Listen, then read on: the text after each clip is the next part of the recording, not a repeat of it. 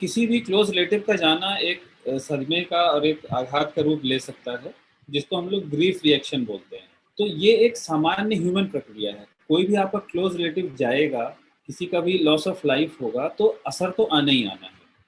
ठीक है, यूजुअली क्या होता है कि समय के साथ ये चीज़ सही हो जाए, धीरे-धीरे आदमी इस पे कोप अप करता है।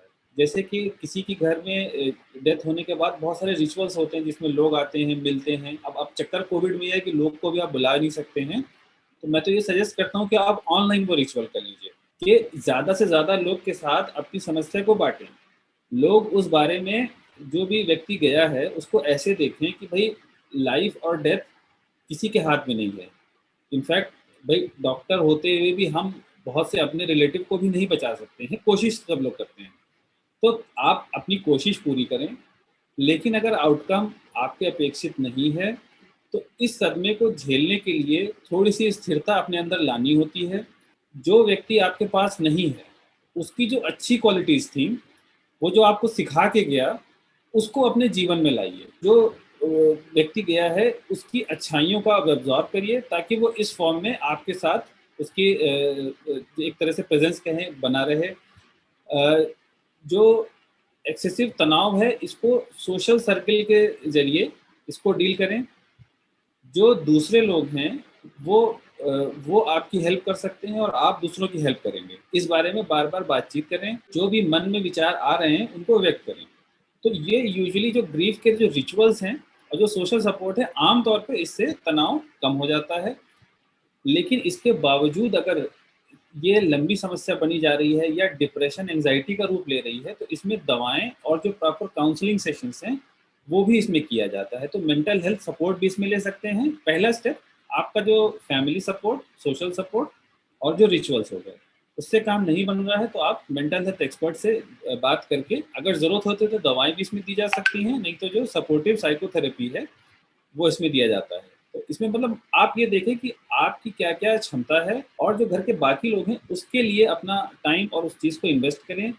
कंस्ट्रक्टिव थिंकिंग की तरफ थोड़ा ज़्यादा ध्यान दें, और जो ग्रीफ़ है, उसका टाइम लिमिट कर दें कि चलो भई हमने शोक मनाना भी है, तो कुछ देर के लिए मनाएँगे, लेकिन कुछ देर के लिए नहीं मनाएँगे और अपनी सामान्य जो प्रक्रिया है, खाना-पीना, सोना, इसका ध्यान रखेंगे। तो कुछ इस तरह से करके इससे हम डील कर सकते हैं। कि किसी भी फॉर्म में आए तो वो हमको थोड़ा-सा अनकम्फ़र्टेबल लगती है। चीज़ें अगर हमारे काबू में नहीं हैं, तो वो हमको दिक्कत देने लगती है।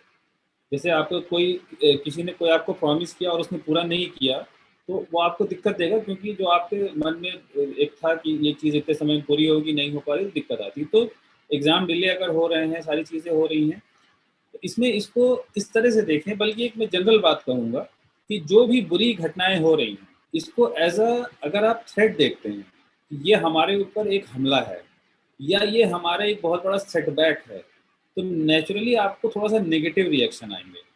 लेकिन यहीं पर अगर अपनी सोच को थोड़ा चेंज करें, कि ये एक सेटबैक तो है, लेकिन ये एक चैलेंज भी है। इसी सिचुएशन में हमको और बेहतर करके दिखाना है। तो चीज़ को हम ऐसे लें कि ये हमें चैलेंज है, इस चैलेंज को हमको सॉल्व करना है, और उसके लिए हम अपनी पूरी बुद्धि का इस्तेमाल करेंगे, अपने जो आस-पास के लोग हैं उनकी बुद्धि का इस्तेमाल करेंगे, अपने सारे रिज़र्व का इस्तेमाल करेंगे। तो सिचुएशन को आप कैसे डील कर रहे हैं, इसको चेंज करिए। दूसरा, ये समझिए कि अगर एग्ज़ाम डिले हुआ है, तो वो केवल आपका नहीं हुआ है, ये यूनिवर्सल फिनोमेना है। भई जितने बच्चे उस क्लास में हैं, जितने बच्चे स्कूल में हैं, सबका एग्ज़ाम डिले हो गया है। तो ये सबके साथ समस्या है, तो जैसे सब पार करेंगे, वैसे आप पार करेंगे। तो फिनोमेना जो आपका सेटबैक है, वो इंडिविजुअल नहीं है, वो यूनिवर्सल है और सबके साथ है। तो एक ये चीज़। दूसरा, ये थ्रेट नहीं है, ये चैलेंज है। इस चैलेंज को हम कैसे पूरा कर सकते हैं? जो लोग इसको चैलेंज के रूप में देख के बेहतर काम करेंगे, उनका अल्टीमेट रिजल्ट बेहतर आना है, और जो इस थ्रेट के अंदर सरेंडर कर जाएँगे, वो कम परफ़ॉर्म करेंगे। तो आप किस तरफ जाना चाहते हैं, ये आप कुछ हद तक आपकी चॉइस के अंदर है। तो ये आपको चूज़ करना होगा कि आपको किस तरह से व्यू करना है इस सिचुएशन को। कुछ चीज़ें तो जो जेनेटिक्स हो गई, जो आपने इनहेरिट की है पुरानी पुश्तों से, वो आपका जो न्यूरॉन्स हैं, वो तो उस हिसाब से फिक्स हो गए, तो उसको तो हम चेंज नहीं कर सकते हैं। अब चेंज हम क्या कर सकते हैं कि किस तरह से हम अपने आप को रख रहे हैं, और अपने आने वाली जनरेशन को हम कैसे ट्रेन कर रहे हैं। यानी कि हम अपना थॉट प्रोसेस और अपनी सराउंडिंग को कैसे मेंटेन कर रहे हैं।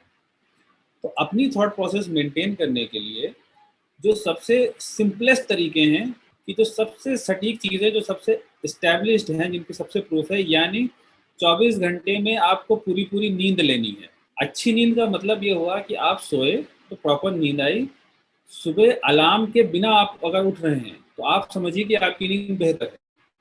अगर आप अलार्म लगा के उठ रहे हैं, 8 बजे अलार्म लगा के उठ रहे हैं, इसका मतलब कि आपकी जो नेचुरल सोने का टाइम था वो आपने पीछे किया हुआ है। अगर आप 12 बजे सो रहे हैं और 8 बजे अलार्म लगा के उठ रहे हैं, तो इसका मतलब बॉडी पे आप अपने थोड़ा जोर डाल रहे हैं। उसका बेहतर उपाय ये होगा कि अगर आप अपना दिनचर्या ऐसी करें कि 10 बजे ही सो जाएं और बिना अलार्म के अगर उठ पाएँ, तो वो समझिए सबसे फ्रेश नींद होगी। तो स्लीप एंड रेस्ट एक बहुत ही इंपॉर्टेंट पार्ट हो गया। दूसरा पार्ट हो गया एक्सरसाइज। एक्सरसाइज के बारे में ये रिकमेंडेशन है कि अगर आप हफ्ते में 5 दिन एक्सरसाइज कर रहे हैं, जो कि आधे घंटे से ज़्यादा है, 30 मिनट्स टू 1 आवर, और ये डिपेंडिंग ऑन आप बॉडी वेरिएबल सबके साथ चेंज हो जाता है, कोई बहुत भयानक एक्सरसाइज की जरूरत नहीं है। अगर आप फास्ट वॉक कर ले रहे हैं और हल्की फुल्की पीटी कर ले रहे हैं, हाथ पैर कर रहे हैं, स्ट्रेचिंग कर रहे हैं, मोर देन एनफ है। योगा कर रहे हैं, डांस कर रहे हैं, बैडमिंटन खेल ले रहे हैं, क्रिकेट, जो चीज़ आप कर रहे हैं, फुटबॉल, जो आप चाहें कर सकते हैं, लेकिन ये गतिविधि आधे घंटे के ऊपर हो और इसमें फास्ट मोशन एक्टिविटी ज़्यादा हो, एरोबिक एक्टिविटी। तो ये एक बेसिक मिनिमम हो गया। 5 दिन एक्सरसाइज करें, आधे घंटे से ज़्यादा करें, और ब्रिस्क एरोबिक एक्टिविटी हो। तो स्लीप एंड रेस्ट, एक्सरसाइज। तीसरा, बैलेंस डाइट।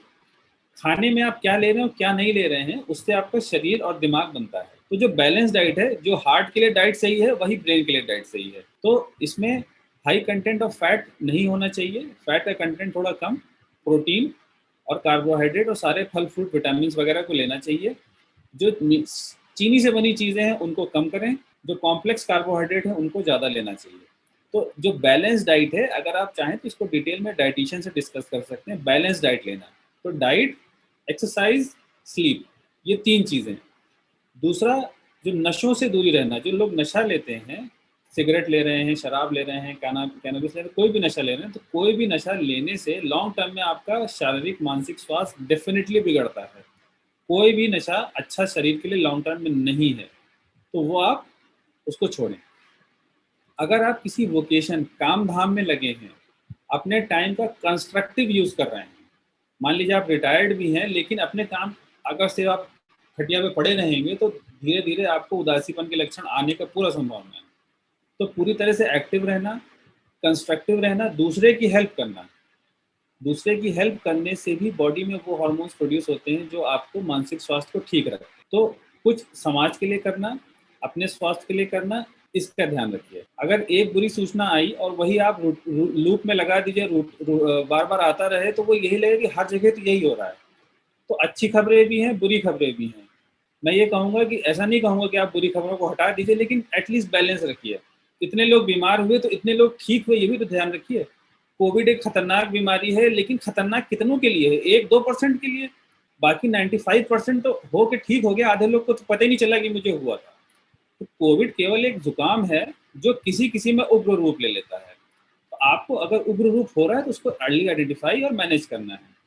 तो जो जो व्हाट्सएप ज्ञान और फेसबुक ज्ञान जो आजकल चल रहा है, जिसमें एक से एक बुरी बुरी खबरें आ रही हैं और बार बार रिपीट हो रही हैं, तो इसको थोड़ा अवॉइड करें, टाइम लिमिट करें। मैं ये नहीं कहूँगा कि ऑफ कर दें, लेकिन अपने पर्सपेक्टिव खुला रखें। अच्छी चीज़ें, बुरी चीज़ें, सबका ध्यान रखें। जो आपको रिसोर्सेज चाहिए, वो जो ऑथेंटिक साइट्स हैं, उनको आप पहचानिए और वहाँ से लीजिए। हर तरह की जो नेगेटिविटी आ रही है, बहुत सारे लोग क्या कर रहे हैं कि इलाज डाल दे रहे हैं कि नाक में 2 बूंद नींबू डाल दो और ये दवा सुंघा दो, वो कर दो। इस सब में ना जाए, क्वैकरी में ना जाए। जो प्रॉपर मेडिकल एक्सपर्ट हैं उनकी राय माने। और कोविड, ये समझिए कि ज़्यादातर लोगों में पता ही नहीं चलेगा, होके निकल जाएगा। कुछ में लक्षण आने हैं, अगर उन लोग का सही समय पे आइडेंटिफिकेशन, मैनेजमेंट हो जाए तो इलाज ठीक ठाक रहता है। बाकी जो समस्या है वो हमारे सामने, उसको हम एक्नॉलेज करते हैं, उसको मिनिमाइज नहीं कर रहे हैं, लेकिन प्लस माइनस सबका बैलेंस लेके चलेंगे, अपना रूटीन सही रखेंगे, अच्छे लोगों से मिलें, और एक सोशल सपोर्ट कहा जाता है, सोशल सपोर्ट बेस बनाएं। यानी कि मान लीजिए एक ग्रुप है, जैसे कि फैमिली यहाँ का सबसे, भारत का सबसे इंपॉर्टेंट सोशल सपोर्ट, अगर अच्छी फैमिली टाइज हैं वो अच्छा है। आपके ऑफिस का एक सर्कल हो गया, आपके स्कूल फ्रेंड्स हो गए, आपके मोहल्ले के फ्रेंड्स हो गए। तो ये अगर आप एक सोशल सर्कल डिफरेंट लेवल पे बना के रखेंगे, भाई मैंने आपकी मदद कर दी और जब ज़रूरत हुई तो आपने मेरी कर दी, किसी ने किसी की कर दी। तो एक अच्छा सामाजिक एटमॉस्फेयर बनाएँ, पर्सनल हेल्थ हाइजीन का ध्यान दें और कंस्ट्रक्टिव टाइम का आउटपुट करें। तो ये चीज़ें आपको इन जनरल मानसिक बीमारियों से जाने में बचा सकती हैं। मानसिक बीमारियों के लक्षण को जाने रहें कि अगर कोई लक्षण, जैसे मैंने शुरू में बताया था स्क्रीनिंग कैसे करनी है, अगर हो रहा है तो उसको जितनी जल्दी हम लोग ट्रीट करना शुरू करते हैं उतना आसान और उतना सस्ता इलाज होता है इसका। सलाह मैं ये देना चाहूँगा कि आप ये समझिए कि ये जो वायरस है, इसके पास गाड़ी नहीं है, हाथ-पैर नहीं है। ये अपने से नहीं जा रहा है, ये हम और आप एक-दूसरे को फैला रहे हैं। तो अगर ये फैलाना रोक दें, तो ये वायरस वहीं जहाँ पे है, वहीं लिमिट हो जाएगा और 15-20 दिन 10-15 दिन शरीर में रहने के बाद खत्म हो जाता है। तो इसके लिए क्या इम्पोर्टेंट है? सोशल डिस्टेंसिंग, अपने से दूरी, एक से बीच में जो फिजिकल डिस्टेंसिंग है, वो बना के रखें। बाहर जा रहे हैं तो मास्क ज़रूर पहने, मास्क का प्रॉपरली इस्तेमाल करें, मास्क लगाने और उतारने की जो नियम है उसका फ़ायदा करें, उसको उसको फ़ॉलो करें। बहुत लोग कहते हैं मास्क लगाया, नाक पे नाक अगर आपकी दिख रही है तो बेकार है मास्क लगाना, तो नाक, मुँह ये वाला पूरा एरिया ढका रहेगा। जब ये मास्क उतारेंगे तो आप मास्क को सही से डिस्पोज़ करेंगे और हाथ को सैनिटाइज़ करेंगे। तो सारे जो ऑब्जेक्ट्स हैं उनको सैनिटाइज़ करना है, हाथ को साबुन के ज़रिए सैनिटाइज़र के ज़रिए सैनिटाइज़ रखना है, मास्क लगाना है, सोशल डिस्टेंसिंग करना है, वैक्सीन को लगवाएँ, वैक्सीन से भी काफ़ी प्रोटेक्शन मिल रहा है। तो इन चीज़ों का ध्यान रखें और साथ में ये डरें नहीं, वायरस सिर्फ़ एक ये ज़ुकाम है जो कि कुछ लोगों में उग्र रूप ले रहा है। समस्या क्या हो रही है कि इसमें बहुत सारे लोग एक साथ एक्सपोज़ हो गए, इसलिए हेल्थ सिस्टम पे इतना दबाव आ गया, इसलिए इतना सारा पैनिक है। तो इसको आप ऐसे समझिए कि ये चलने वाली स्थिति है, इसके साथ हमको एडजस्टमेंट बनाना है। जो सिचुएशन बन रही है, ये एक चैलेंज है हमारे ऊपर।